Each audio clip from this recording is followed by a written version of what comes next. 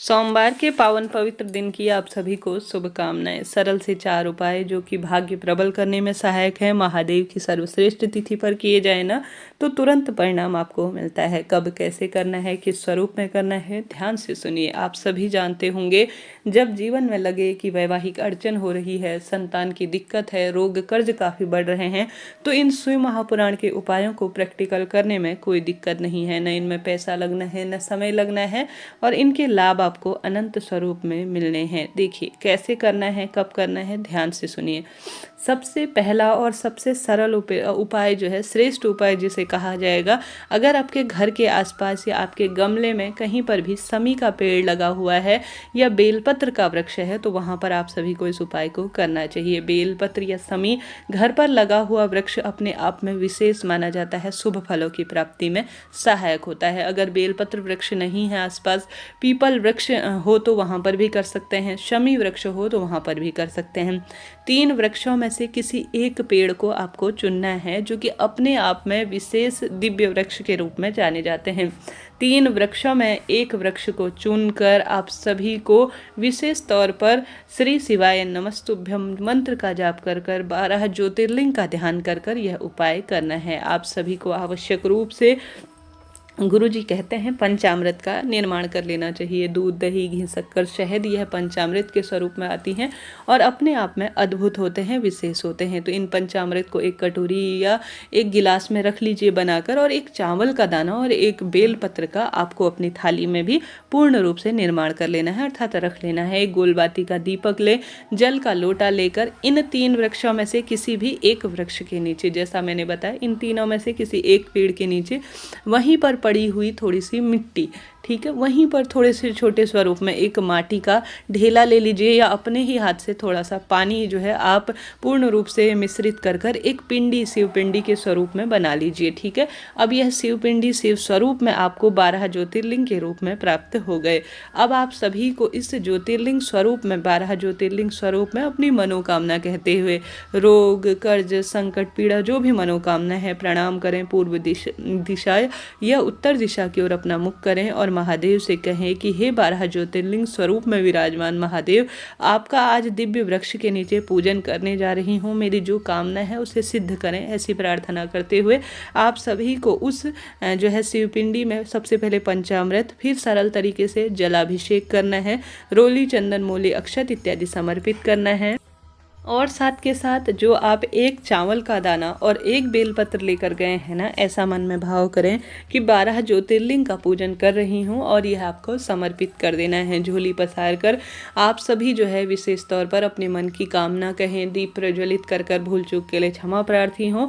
और आप जानते होंगे पार्थिव शिवलिंग पूजन सर्वश्रेष्ठ कार्य के रूप में बताया जाता है। जो भी भक्तजन सरलतम तरीके से इस तरह से इन पवित्र पेड़ों के नीचे सोमवार के दिन विशेष पूजन पार्थिव शिवलिंग का कर देता है, उसके जीवन में खुशियों के भंडार भर जाते हैं। कर देखिएगा, महादेव आपके जीवन में जो चाहेंगे आप पाप जो है इनसे प्राप्त कर लेंगे। गुरुजी द्वारा बताया गया ये सर्वश्रेष्ठ बहुत विशेष उपाय काफ़ी समय पुराना है, आप सभी में ने भी कई भक्तों ने सुना होगा। चैनल पर नए हैं तो लाइक, शेयर, सब्सक्राइब करें और साथ में हर हर महादेव कमेंट्स के माध्यम से जरूर से लिख दीजिएगा। अब बढ़ते हैं दूसरे उपाय की तरह। दूसरा उपाय इस तरह से है जिसमें गुरुदेव कहते हैं आप सभी के घर पर जो भी रुद्राक्ष पड़ा हो, भले ही रुद्राक्ष माला के स्वरूप में हो, कुबेरेश्वर धाम का हो या एक मुखी हो या उससे अधिक मुखी हो, किसी भी स्वरूप में रुद्राक्ष हो, उसे रसोई घर में 1 लोटा जल लेकर उसमें रुद्राक्ष डालकर आप सभी को छोड़ देना है।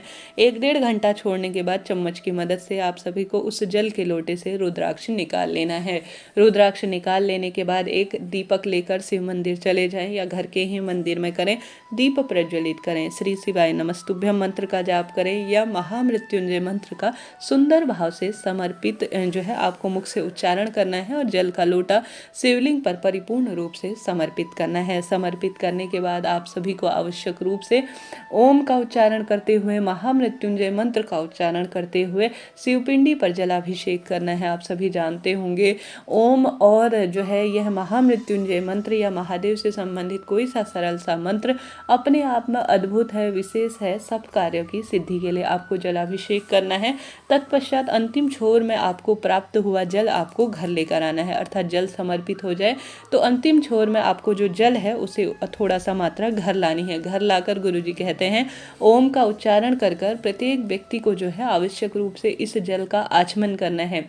समय समय पर, साल भर में एक बार, सप्ताह में एक बार, महीने में एक बार गुरुजी कहते हैं आवश्यक रूप से शिवलिंग पर रुद्राक्ष मिश्रित जल समर्पित कर कर इस तरह से कार्य करना चाहिए। घर पर इसका छिड़काव करें, आटे में मिलाकर इसे आप प्रत्येक व्यक्ति को खाने के लिए दें और पूर्ण रूप से आचमन करते हैं तो समस्त रोगों का नाश होता है, बुद्धि एकाग्र होती है, आने वाले संकट भी कटते हैं और महादेव की शक्तियाँ हमेशा के लिए आपके साथ चलती हैं। कर देखिएगा, महादेव खुशियों से आपके भंडार भर देंगे। सरल सा उपाय है परंतु भाग्य इसमें प्रबल होना है। साथ के साथ यह 2 उपाय हो गए।